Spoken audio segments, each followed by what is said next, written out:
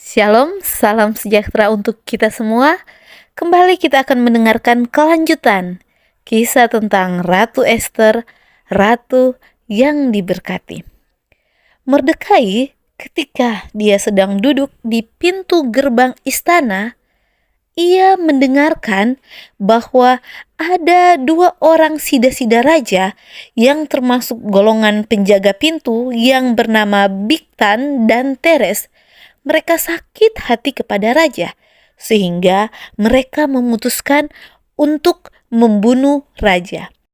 Mordekai akhirnya memberitahu kepada Ratu Ester, sehingga pada akhirnya perkara itu diperiksa dan benar. Dan kedua orang tersebut, kedua pengkhianat yang bernama Bigtan dan Teres, pada akhirnya mereka itu disulahkan pada tiang. Dan peristiwa ini dituliskan dalam kitab sejarah di hadapan raja.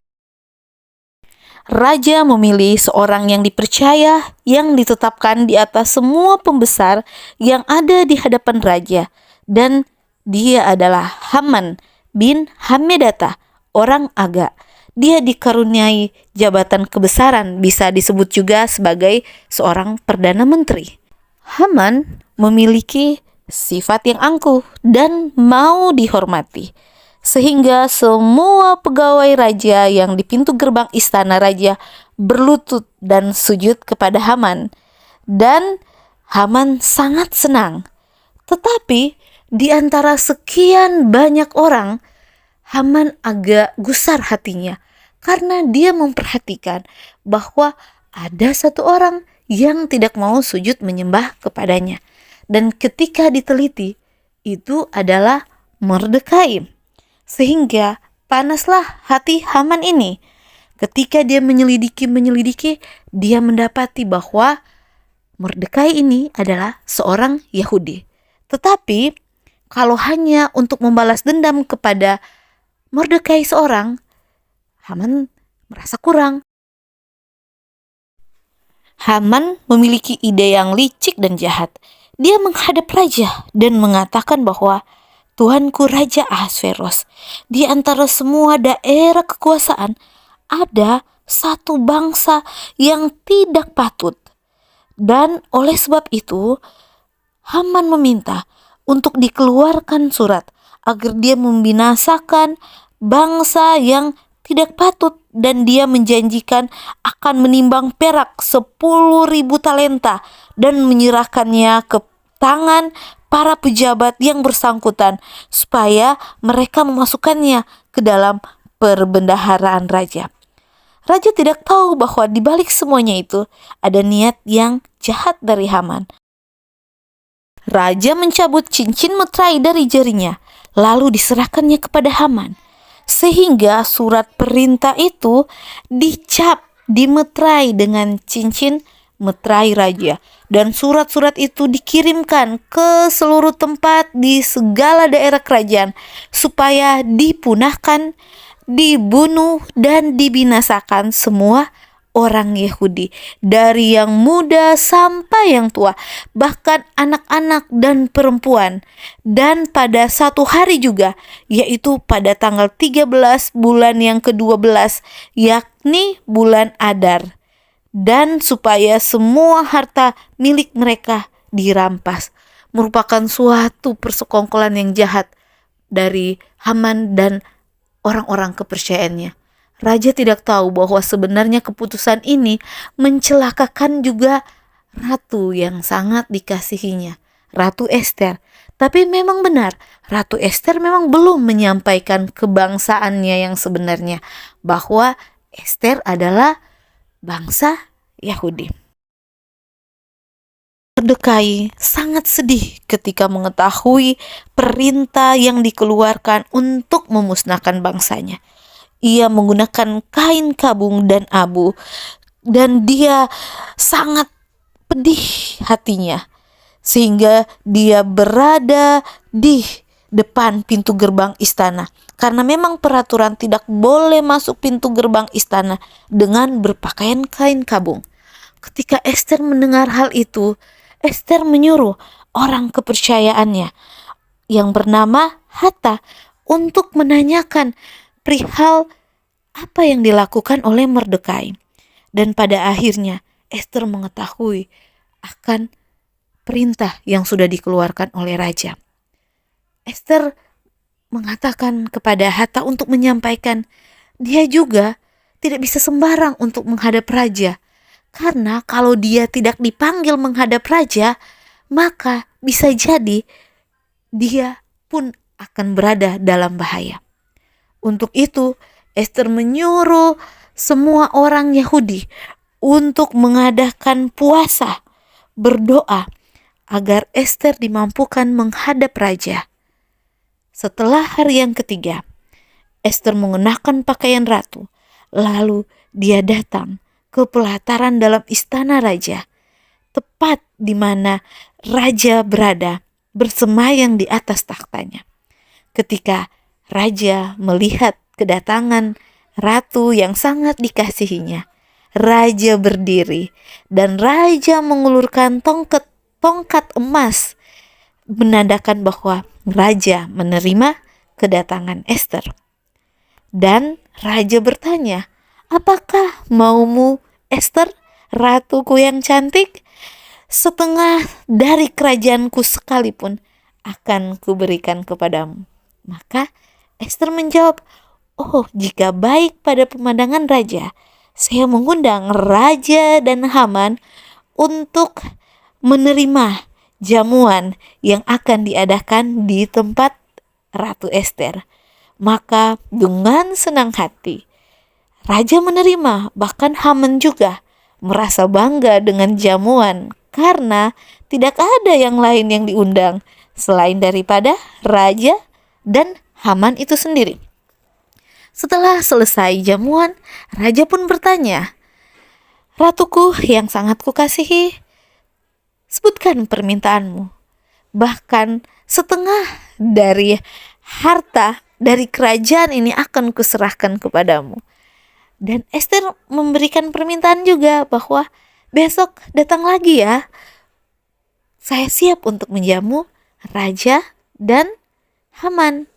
Dan raja menyetujuinya. Haman dengan perasaan bangga, dia keluar. Dia merasa bahwa dia adalah orang paling terhormat. Kepercayaan raja. Tetapi ketika dia melewati satu tempat, dia mendapati bahwa Mordekai tidak sujud menyembahnya. Sangat panas hatinya, tapi dia coba pendam. Dia pulang ke rumah, Haman cerita lagi ke istrinya. Istrinya itu bernama Zeres. Dia menceritakan bagaimana Mordekai tidak menghormatinya. Dan istrinya mengusulkan, buatkan saja tiang. Tiang itu akan digunakan untuk menggantung Mordekai. Pada malam itu raja tidak bisa tidur. Dia meminta bawahannya untuk membawakan kepadanya buku sejarah. Dan ternyata raja membaca di suatu catatan, ternyata Mordekai pernah berjasa besar ketika memberitahukan pemberontakan tentang Bigtan dan Teres. Akhirnya raja bertanya kepada bawahannya, apa kehormatan dan kebesaran yang sudah dianugerahkan kepada Mordekai? Dan bawahannya memberikan jawaban bahwa tidak ada, tuanku raja. Di saat yang bersamaan, raja bertanya, siapa yang ada di pelataran? Nah, pada saat itu, Haman baru datang di pelataran luar istana raja untuk memberitahukan bahwa ia hendak menyulahkan Mordekai pada tiang yang sudah didirikan untuk dia.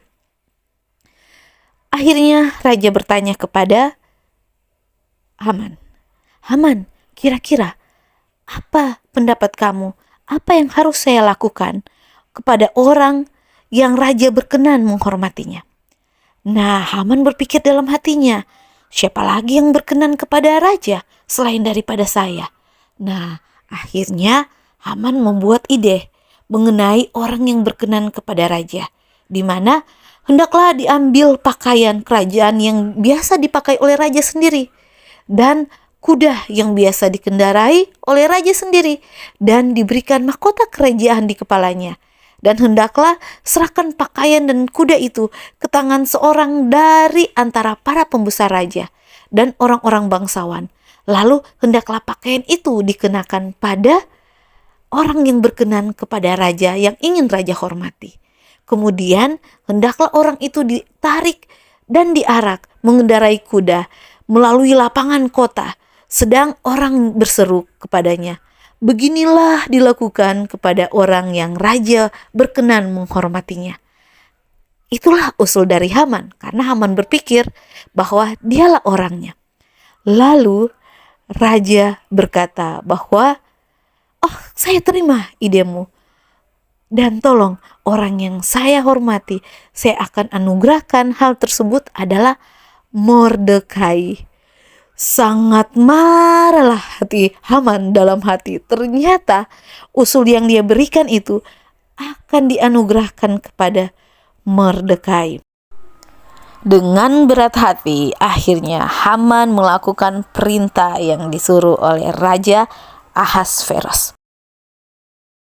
Pada hari yang kedua, ketika Haman dijamu oleh Ester, sang ratu, bersama juga dengan Raja Ahasveros, Raja Ahasveros akhirnya bertanya, "Apakah permintaanmu, hai Ratu Ester?"